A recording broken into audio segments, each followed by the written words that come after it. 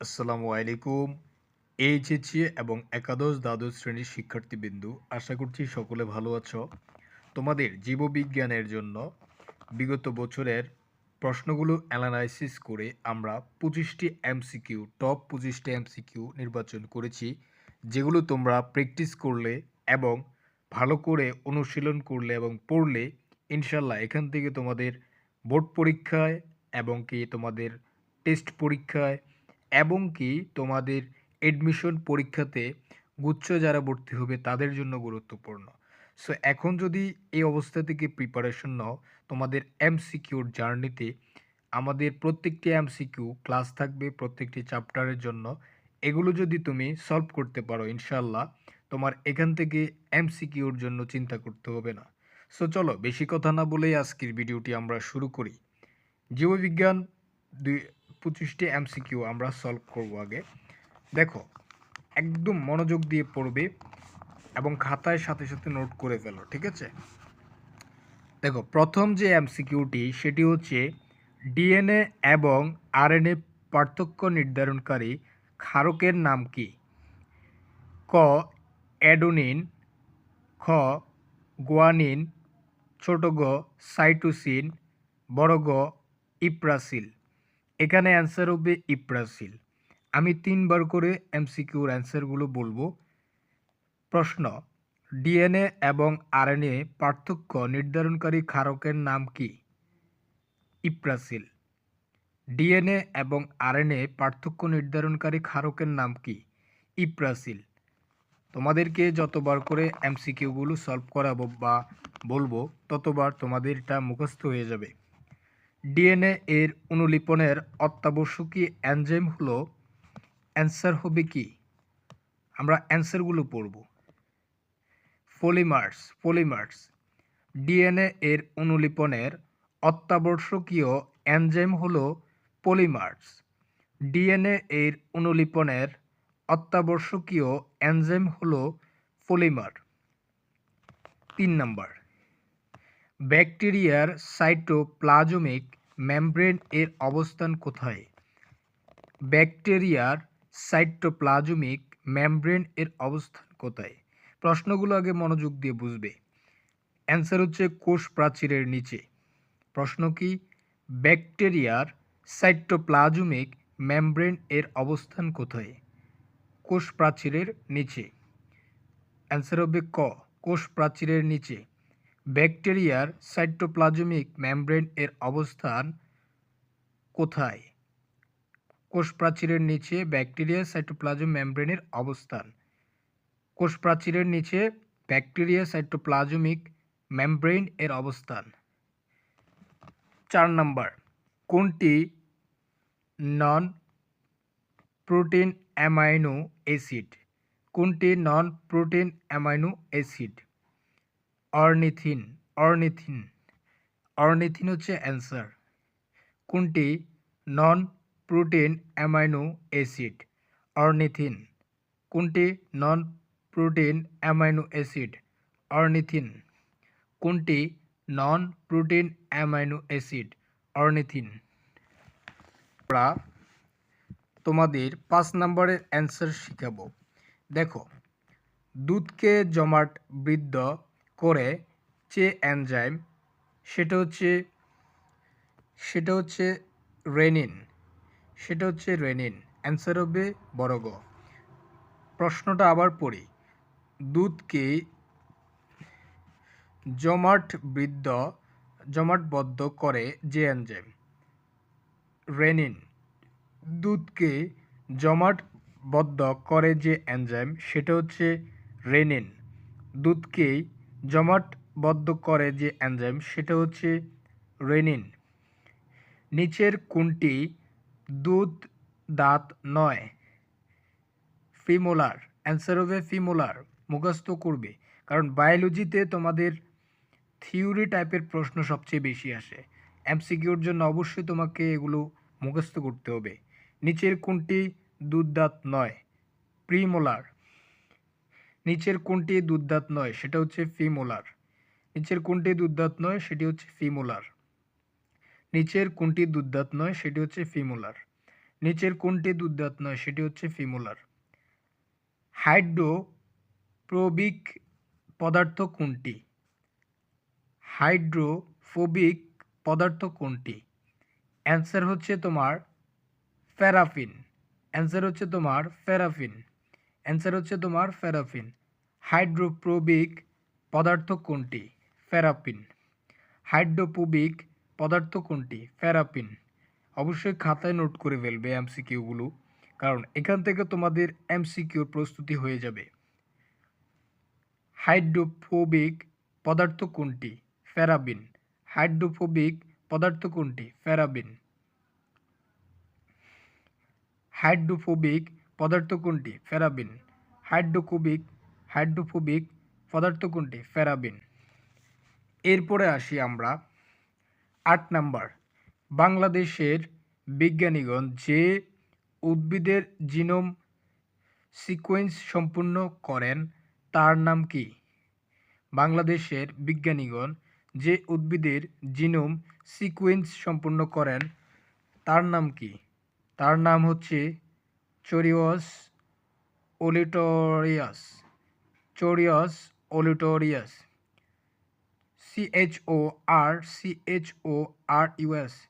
CHORUS। চরচোরিয়াস ওলিটোরিয়াস। চরচোরিয়াস ওলিটোরিয়াস। অর্থাৎ তোমার ছোট গ অ্যান্সার মুখস্থ রাখবে। বাংলাদেশের বিজ্ঞানীগণ যে উদ্ভিদের জিনোম সিকোয়েন্স সম্পূর্ণ করেন তার নাম হচ্ছে চরচোরিয়াস ওলিটোরিয়াস। ৯ নম্বর এমসিকিউটি দেখো। জজ ফ্যাক্টর এর উপস্থিতির ভিত্তিতে মানুষের লোহিত রক্ত কণিকায় নিচের কোন সন্নিবেশ অসম্ভব? নিচের কোন সন্নিবেশ অসম্ভব? সিডিডি। অ্যান্সার হচ্ছে সিডিডি। জজ ফ্যাক্টর এর উপস্থিতির ভিত্তিতে মানুষের লোহিত রক্ত কণিকায় নিচের কোন সন্নিবেশ অসম্ভব? নিচের কোন সন্নিবেশ অসম্ভব? সেটি হচ্ছে সিডিডি। সিডিডি। দেখো, জজ ফ্যাক্টর এর উপস্থিতির ভিত্তিতে মানুষের লোহিত রক্তকণিকায় নিচের কোন সন্নিবেশ অসম্ভব? সিডিডি। জজ ফ্যাক্টর এর উপস্থিতির ভিত্তিতে মানুষের লোহিত রক্তকণিকায় নিচের কোন সন্নিবেশ অসম্ভব? সিডিডি। ১০ নম্বর। দুধকে জমাটবদ্ধ করে যে এনজাইম। দুধকে জমাটবদ্ধ করে যে এনজাইম। রেনিন। দুধকে জমাটবদ্ধ করে যে এনজাইম। এটা কিন্তু আমরা পড়ে এসেছি একটু আগে। সেটা হচ্ছে রেনিন। মনে রাখবে, রেনিন। দুধকে জমাটবদ্ধ করে যে এনজাইম, অর্থাৎ যে এনজাইমটি দুধকে জমাটবন্ধনে সহযোগিতা করে বা জমাটবন্ধন করে, এই কাজটি করে হচ্ছে রেনিন। মুখস্থ রাখবে, রেনিন। ১১ নম্বর। অক্সিজেন পরিবহনে সহায়তাকারী রক্তকণিকার নাম কি? অক্সিজেন পরিবহনে সহায়তাকারী রক্তকণিকার নাম কি? অক্সিজেন পরিবহনে সহায়তাকারী রক্তকণিকার নাম হচ্ছে ইরাইথ্রোসাইট। কি? অক্সিজেনের পরিবহনে সহায়তাকারী রক্তকণিকার নাম হচ্ছে ইরাইথ্রোসাইট। অক্সিজেনের পরিবহনের সহায়তাকারী রক্তকণিকার নাম হচ্ছে ইরাইথ্রোসাইট। অক্সিজেন পরিবহনে সহায়তাকারী রক্তকণিকার নাম হচ্ছে ইরাইথ্রোসাইট। অক্সিজেন পরিবহনের সহায়তাকারী রক্তকণিকার নাম হচ্ছে ইরাইথ্রোসাইট। আশা করছি তোমাদের এগুলো মুখস্থ হয়ে যাচ্ছে। এরপরে ১২ নম্বর দেখো, নিচের কোনটি দুধদাঁত নয়? এটাও কিন্তু আমরা পড়েছিলাম। দেখো, এখানে আবার চলে এসেছে, কারণ খুবই ইম্পর্টেন্ট। এখান থেকে প্রত্যেকটি বছর এমসিকিউ আসে। সো দেখো, নিচের কোনটি দুধদাঁত নয়? সেটা হচ্ছে ফিমোলার। নিচের কোনটি দুধদাঁত নয়? সেটি হচ্ছে ফিমোলার। নিচের কোনটি দুধদাঁত নয়? সেটি হচ্ছে ফিমোলার। নিচের কোনটি দুধদাঁত নয়? সেটি অ্যান্সার হচ্ছে ফিমোলার। নিচের কোনটি দুধদাঁত নয়? সেটি হচ্ছে ফিমোলার। নিচের কোনটি দুধদাঁত নয়? সেটি হচ্ছে ফিমোলার। ১৩ নম্বর দেখো, বংশগতিতে অত্যন্ত গুরুত্বপূর্ণ একটি কারণ প্রতিরূপ সৃষ্টি করতে পারে। কি করতে পারে? প্রতিরূপ সৃষ্টি করতে পারে। বংশগতিতে ও অত্যন্ত গুরুত্বপূর্ণ কারণ এটি প্রতিরূপ সৃষ্টি করতে পারে। কে পারে? বংশগতিতে অত্যন্ত গুরুত্বপূর্ণ কারণ এটি প্রতিরূপ সৃষ্টি করতে পারে। এরপরে দেখো, ওরিও ভাস্কুলার বান্ডল দেখা যায় কোন উদ্ভিদে?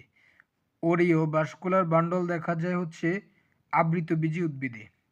আবৃতবীজী উদ্ভিদে তোমার কি হয়? ওরিও ভাস্কুলার বান্ডল দেখা যায়। ওরিও ভাস্কর বান্ডল দেখা যায়। ওরিও ভাস্কর বান্ডল দেখা যায় কোন উদ্ভিদে? আবৃতবীজী উদ্ভিদে ওরিও ভাস্কুলার বান্ডল দেখা যায়।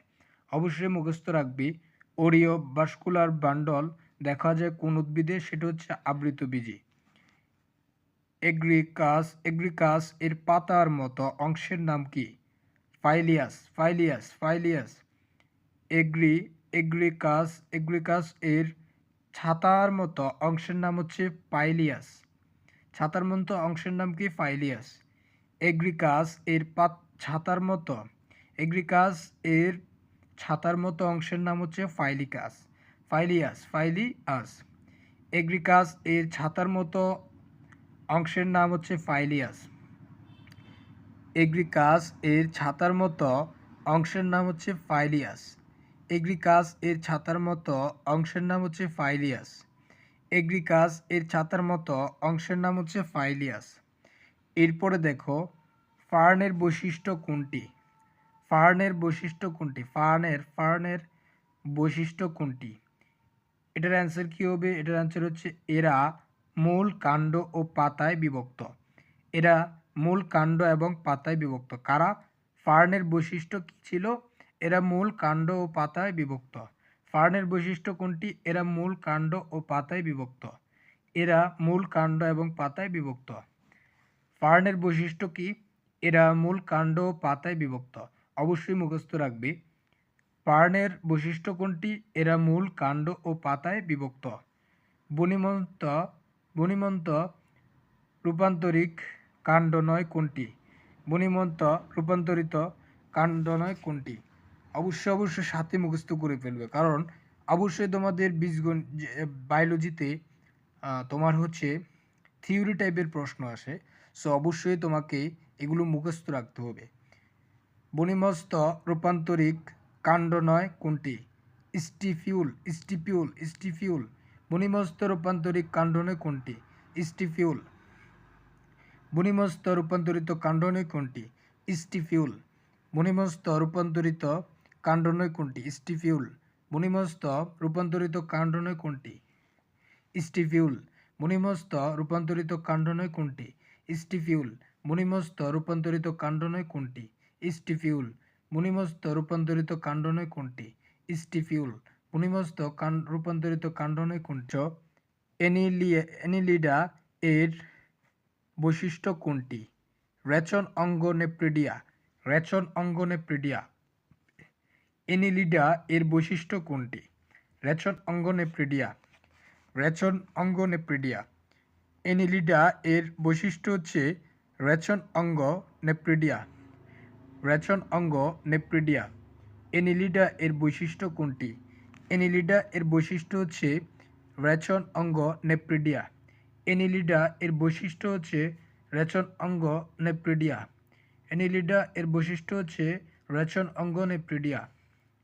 19 নাম্বার, মার্জিনাল একপ্রান্তীয় অমরা বিন্যাসযুক্ত গোত্র হল ফাবেসিস।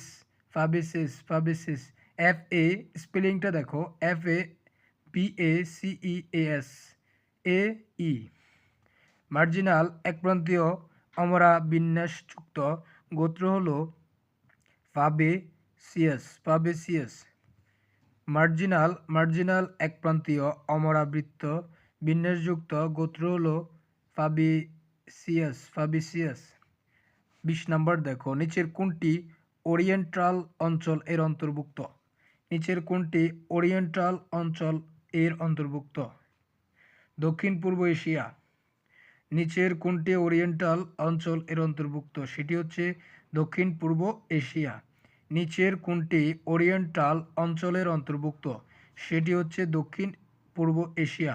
দক্ষিণ পূর্ব এশিয়া হচ্ছে ওরিয়েন্টাল অঞ্চলের অন্তর্ভুক্ত। নিচের কোনটি ওরিয়েন্টাল অঞ্চলের অন্তর্ভুক্ত? সেটা হচ্ছে দক্ষিণ পূর্ব এশিয়া। কোনটি লেবিয়াম এর অংশ নয়? গেলিয়া। কোনটি লেবিয়াম এর অংশ নয়? সেটি হচ্ছে গেলিয়া। কোনটি লেবিয়াম এর অংশ নয়? সেটি হচ্ছে গেলিয়া। কোনটি লেবিয়াম এর অংশ নয়? সেটি হচ্ছে গেলিয়া। কোনটি লেবিয়াম এর অংশ নয়? সেটি হচ্ছে গেলিয়া। কোনটি লেবিয়াম এর অংশ নয়? সেটি হচ্ছে গেলিয়া। কোনটি লেবিয়াম এর অংশ নয়? সেটি হচ্ছে গেলিয়া। কোনটি লেবিয়ামের অংশ নয়? সেটি হচ্ছে গেলিয়া। এরপরে দেখো, টিস্যু কালচারের জন্য নির্বাচিত উদ্ভিদকে অংশকে বলা হয়, টিস্যু কালচারের জন্য নির্বাচিত উদ্ভিদের অংশকে বলা হয় এক্সপ্লান্ট। এক্সপ্লান্ট বলা হয়। কাকে বলা হয়? টিস্যু কালচারের জন্য নির্বাচিত উদ্ভিদের অংশকে বলা হয় এক্সপ্লান্ট। Explant, explant. টিস্যু কালচারের জন্য নির্বাচিত উদ্ভিদকে বলা হয় এক্সপ্লান্ট। টিস্যু কালচারের জন্য নির্বাচিত উদ্ভিদকে বলা অংশকে বলা হয় এক্সপ্লান্ট। টিস্যু কালচারের জন্য নির্বাচিত উদ্ভিদের অংশকে বলা হয় এক্সপ্লান্ট। টিস্যু কালচারের জন্য নির্বাচিত উদ্ভিদের অংশকে বলা হয় এক্সপ্লান্ট। অবশ্যই মুখস্থ রাখবে। ইউক্যারিওটিক জীবের কোন প্রক্রিয়ায় বংশবৃদ্ধি ঘটে? মাইটোসিস। ইউক্যারিওটিক জীবে কোন প্রক্রিয়ায় বংশবৃদ্ধি ঘটে? সেটা হচ্ছে মাইটোসিস। ইউক্যারিওটিক জীবে কোন প্রক্রিয়ায় বংশবৃদ্ধি ঘটে? সেটা হচ্ছে মাইটোসিস। ইউক্যারিওটিক জীবে কোন প্রক্রিয়ায় বংশবৃদ্ধি ঘটে? সেটা হচ্ছে মাইটোসিস। তোমরা অবশ্যই সাথে সাথে মুখস্থ করে ফেলো।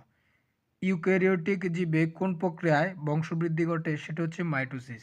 ইউক্যারিওটিক জীবে কোন প্রক্রিয়ায় বংশবৃদ্ধি ঘটে? সেটা হচ্ছে মাইটোসিস। ইউক্যারিওটিক জীবে কোন প্রক্রিয়ায় বংশবৃদ্ধি ঘটে? সেটা হচ্ছে মাইটোসিস। অস্থিতে জমা থাকে না কোনটি? সালফার। কি জমা থাকে না? সালফার অস্থিতে জমা থাকে না। অস্থিতে জমা থাকে না কোনটি? সালফার। অস্থিতে জমা থাকে না কোনটি? সালফার।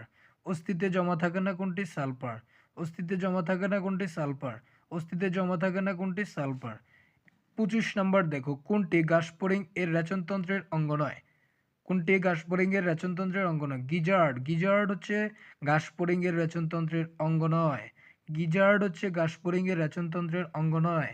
গিজার্ড হচ্ছে গাসপরিং এর রেচনতন্ত্রের অঙ্গ নয়। গিজার্ড হচ্ছে গাসপরিং এর রেচনতন্ত্রের অঙ্গ নয়। গিজার্ড হচ্ছে গাসপরিং এর রেচনতন্ত্রের অঙ্গ নয়। গিজার্ড হচ্ছে গাসপরিং এর রেচনতন্ত্রের অঙ্গ নয়। আশা করছি এই 25টি এমসিকিউ তোমাদের মুখস্থ হয়ে গেছে। সো ইনশাআল্লাহ পরবর্তীতে তোমাদের অন্যান্য চ্যাপ্টারের অন্যান্য অধ্যায়ের তোমাদের হচ্ছে সাবজেক্টগুলোর ইনশাআল্লাহ এমসিকিউ সলভিং ক্লাস আসবে এবং কি তোমরা এখানে মুখস্থ করে ফেলবে, যাতে করে তোমাদের বোর্ড পরীক্ষা এবং এডমিশন পরীক্ষায় ভালো একটি প্রস্তুতি হয়ে যায় এবং ভালো একটি রেজাল্ট তুমি করতে পারো। সো এই ছিল আজকের ভিডিও।